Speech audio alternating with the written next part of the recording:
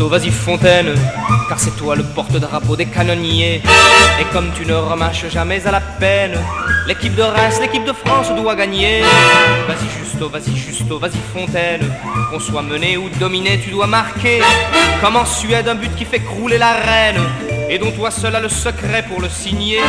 Vas-y Justo, vas-y Fontaine, car c'est toi le porte-drapeau des canonniers.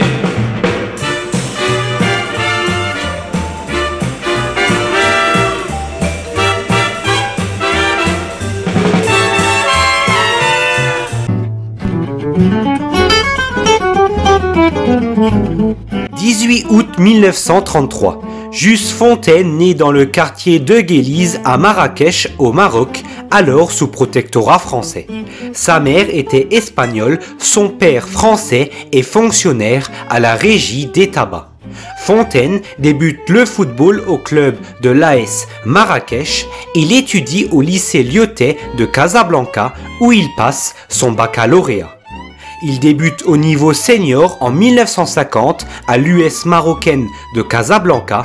Il remporte ainsi 5 trophées entre 1950 et 1953 avec son premier club senior, dont le championnat du Maroc en 1952. Juste Fontaine quitte le Maroc en 1953 et rejoint la France en s'engageant avec l'OGC Nice à l'âge de 20 ans. Benjamin Pierson, animateur de l'émission 100% Aiglon sur France Bleu Azur, évoque pour Total Foot l'aventure de Juste Fontaine sous le maillot de l'OGC Nice entre 1953 et 1956. Alors déjà, pour expliquer les débuts de Juste Fontaine, c'est un enfant assez turbulent de Marrakech. Il fait des tournois jeunes. Il est connu avant d'arriver à Nice, puisqu'il est envoyé par sa famille à Casablanca et il est repéré par l'US marocaine, qui est un des gros clubs à l'époque du Maroc, qui est sous protectorat français, qui n'est pas encore indépendant. Il gagne d'ailleurs le championnat d'Afrique du Nord en 1953.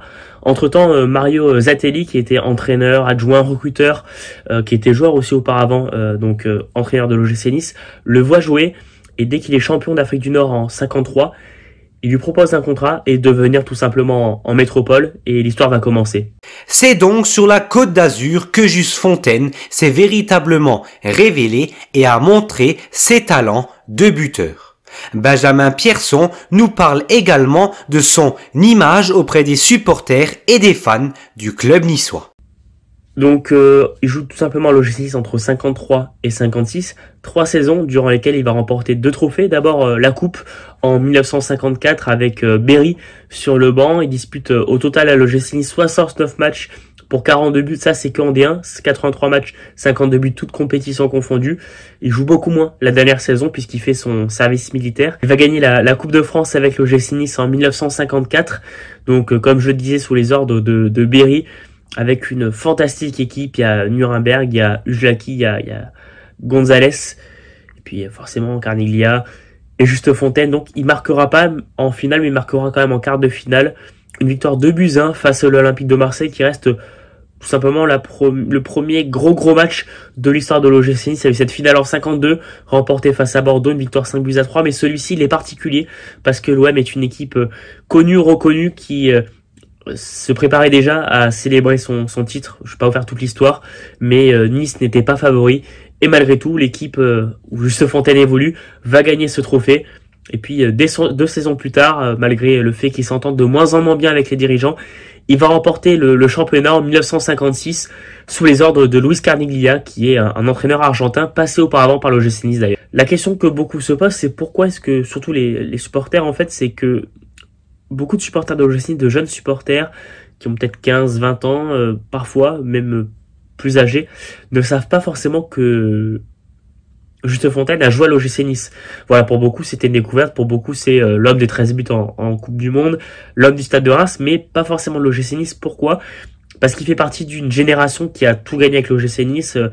Les championnats, les Coupes de France, c'est la meilleure génération, c'est la génération dorée de l'OGC Nice, en tout cas en termes de palmarès, peut-être pas en termes de renommée, puisque celle des années 70 c'est pas mal, mais en termes de palmarès, cette décennie des années 50 est merveilleuse.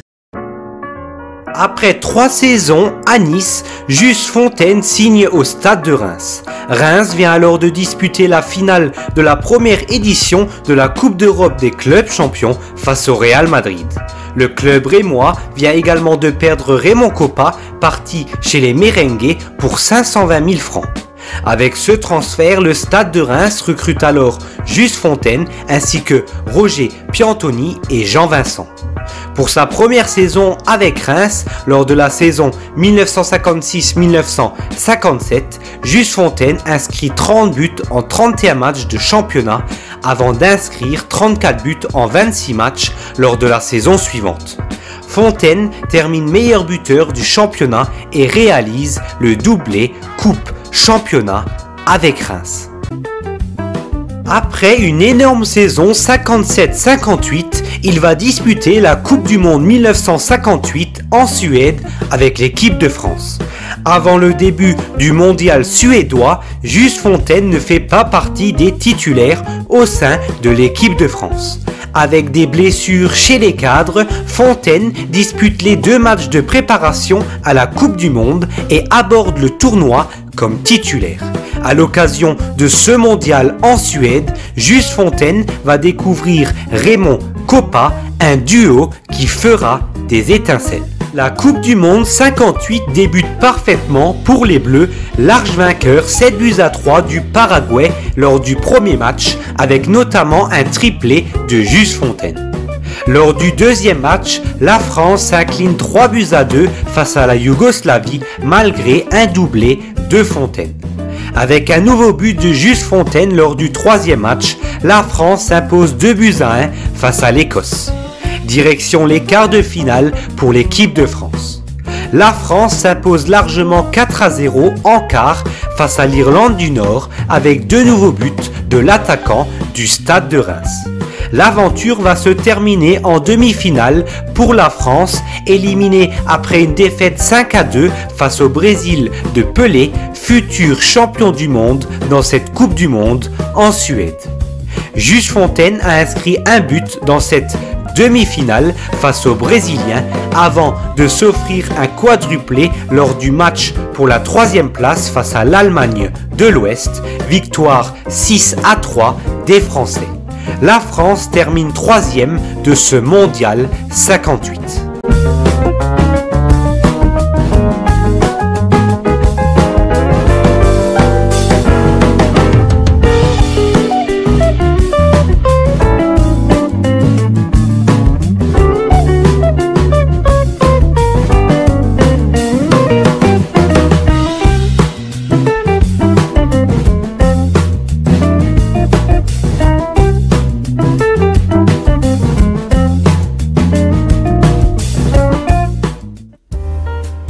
Aligné aux côtés de Roger Piantoni et Raymond Kopa, Just Fontaine s'est révélé au monde entier lors de cette Coupe du Monde 58 en Suède avec 13 buts inscrits en 6 matchs.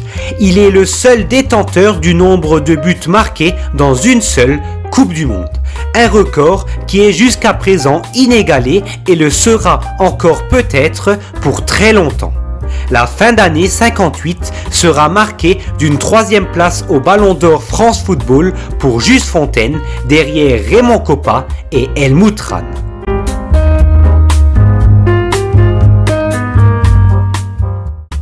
De retour au Stade de Reims après la Coupe du Monde 58, Just Fontaine continue d'empiler les buts avec notamment 24 buts inscrits en 32 matchs de championnat. Avec Reims, Fontaine atteindra la finale de la Coupe d'Europe des clubs champions en 1959 face au Real Madrid. Une défaite 2-0 pour les Rémois face au triple tenant du titre à cette époque. L'année suivante, il remporte le championnat de France dont il termine une nouvelle fois meilleur buteur avec 28 buts en 28 matchs. 20 mars 1960, une date noire dans la carrière de Just Fontaine. Malheureusement, Fontaine est victime d'une double fracture tibia-péronée de la jambe gauche contre Sochaux. Le début d'une longue convalescence. Il manque la fin de saison avec Reims, mais surtout le championnat d'Europe avec les Bleus, une compétition organisée en France.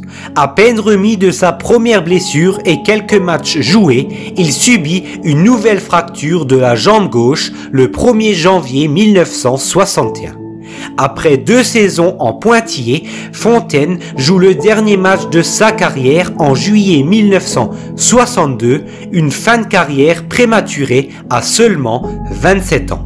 La période 1956-1962 est sans doute l'apogée de la carrière de Just Fontaine en sélection avec la Coupe du Monde 1958, mais aussi en club avec le Stade de Reims. Valentin Haro, fondateur de Reims Média Football, évoque pour Total Foot la période rémoise de Just Fontaine, son image auprès des supporters et ce qu'il a notamment apporté au Stade de Reims. Effectivement, Just Fontaine, c'est un joueur qui a marqué l'histoire du Stade de Reims. Il a marqué 122 buts sous le maillot rémois en 6 saisons. En réalité, c'est en 4 saisons parce que les 2 dernières, il les a pas vraiment jouées. Il s'est fracturé 2 fois la jambe gauche en 10 mois, donc ça a été très compliqué.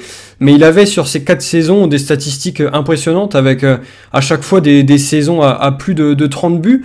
2 saisons même à 34 buts pour la saison 57-58 et 58-59. Il est le 2e meilleur buteur de l'histoire du club, juste derrière Sinibaldi, qui a 145 buts. Donc c'est vraiment des statistiques qui sont impressionnantes.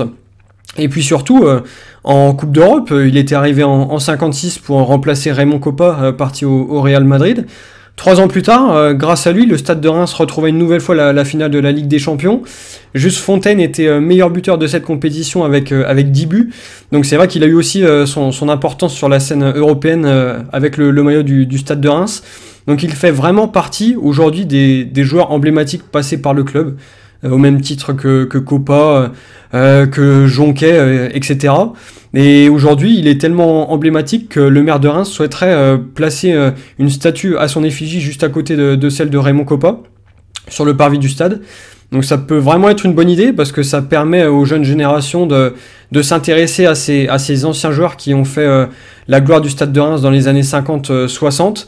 Et bien évidemment, ça permettrait une nouvelle fois de transmettre son héritage et de jamais oublier le passé du Stade de Reims. Une nouvelle vie démarre pour Just Fontaine. Après sa carrière de joueur, il devient président fondateur de l'UNFP, l'Union nationale des footballeurs professionnels. Une nouvelle vie dans le syndicalisme pour Fontaine avant de passer ses diplômes d'entraîneur. Il sort major de la promotion des entraîneurs de 1962. En 1967, Just Fontaine devient sélectionneur de l'équipe de France. À 33 ans, il devient le sélectionneur le plus jeune de l'histoire des Bleus. L'aventure tourne très court. Après seulement 2 matchs et 2 défaites face à la Roumanie et l'URSS, Just Fontaine est déjà remercié. Une brève aventure pour Fontaine, une des carrières les plus courtes de l'histoire des sélectionneurs de l'équipe de France.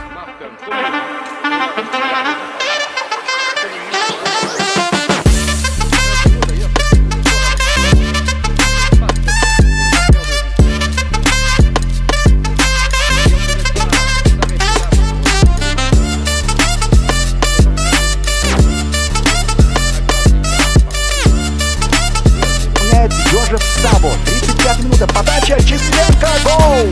Гол! Численко в высоком прыжке отправляет мяч в сетку. Здесь защитники сборной Франции, как завороженные, смотрели из-за полета мяча, из-за спины. Налево крайнего защитника. Численко.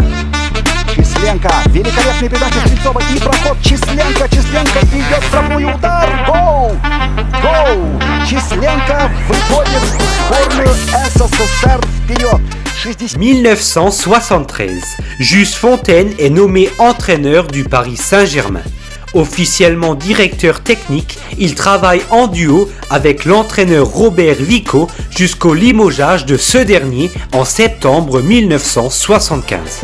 Fondé en 1970, il fait monter le PSG, alors jeune club à cette époque, en première division en 1974.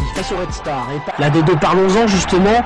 En cette fin de saison 74, au Parc se dispute un match de barrage contre Valenciennes.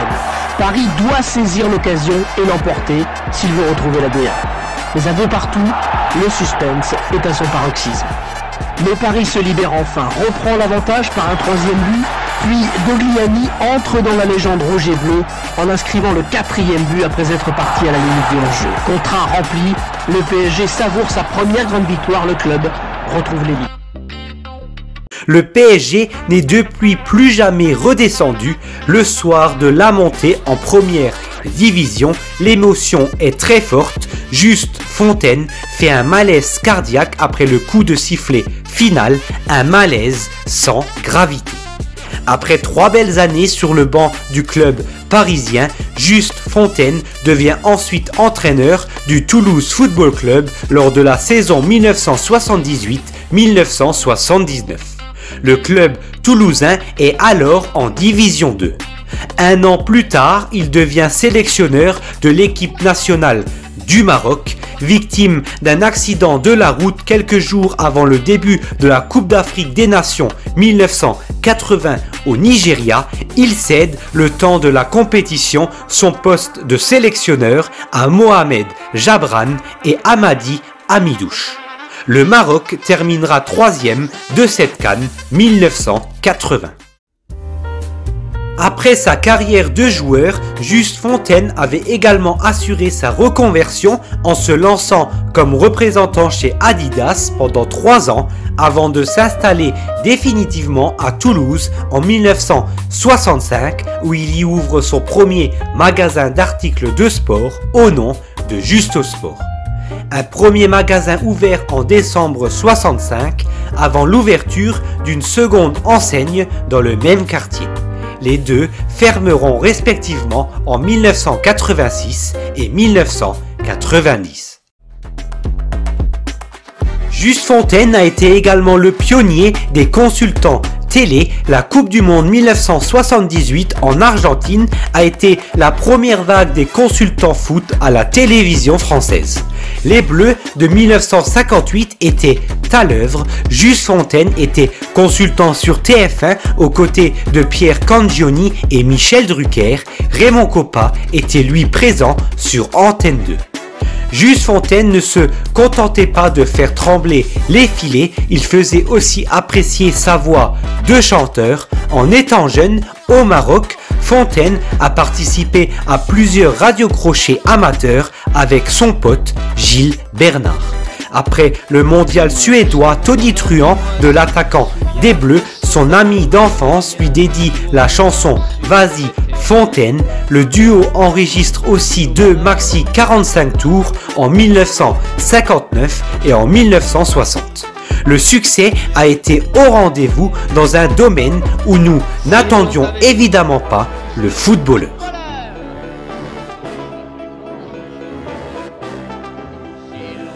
En 2004, Juste Fontaine est nommé dans la liste FIFA 100 des 125 plus grands footballeurs vivants établis par Pelé pour le centenaire de la FIFA et parmi les meilleurs footballeurs européens à l'occasion du 50e anniversaire de l'UEFA. Juste Fontaine meurt le 1er mars 2023 à l'âge de 89 ans à Toulouse où il résidait. Plus de 1000 personnes étaient présentes aux obsèques de Justo à la cathédrale Saint-Étienne de Toulouse pour un dernier au revoir. De nombreuses personnalités étaient là pour lui rendre un dernier hommage, comme par exemple Philippe Diallo, président par intérim de la Fédération française de football, Philippe Piat, président de l'UNFP, Jean-Pierre Caillot, président du Stade de Reims, ou encore notamment Guy Roux, emblématique entraîneur de la JOCR.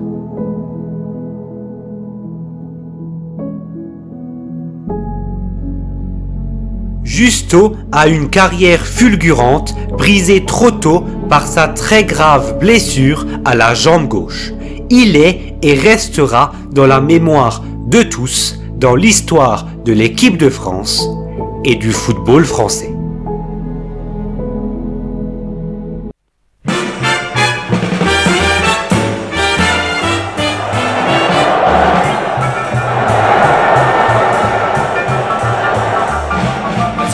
Vas-y Justo, vas-y Fontaine, car c'est toi le porte-drapeau des canonniers.